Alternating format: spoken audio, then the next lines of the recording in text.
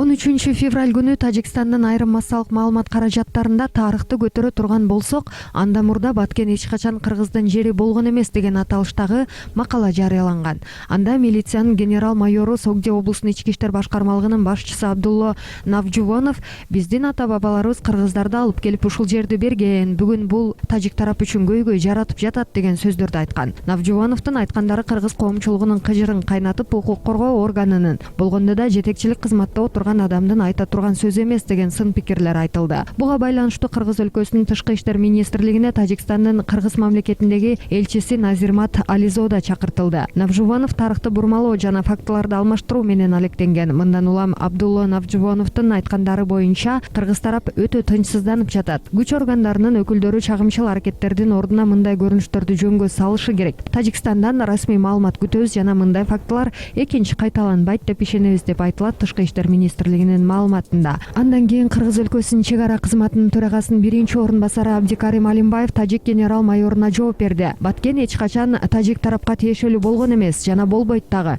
Мен жеке өзүм генерал-майор Абдулло Навжубоновду тааныйм. Биз акыркы жолу чек ара маселесин чечүү боюнча өткөн жылдын сентябрында жолуктук. Генерал-майорду тарыхты таптакыр билбеген адамдар адаштырууга аракет кылган окшойт. Бирок мамлекеттик органдын өкүлү болуп туруп ушундай маалымат таратканы кечиримсиз. Мен деле Борук менен Чорку аймагы Кыргыз өлкөсүнө карайт деп айтып койсом болот. Бирок бул жер маселеси өтө маанилүү жана чек арада жашаган миңдеген адамдардын тагдыры менен байланыштуу. Азыр эки өлкөнүн президенттери чек ара маселесин чечүү үчүн иштеп жатышат. Андыктан Кыргыз өлкөсү эл аралык нормаларды сактап, ортодогу макулдашуулар менен гана иш жүргүзөт деген билдирүүдө Алимбаев.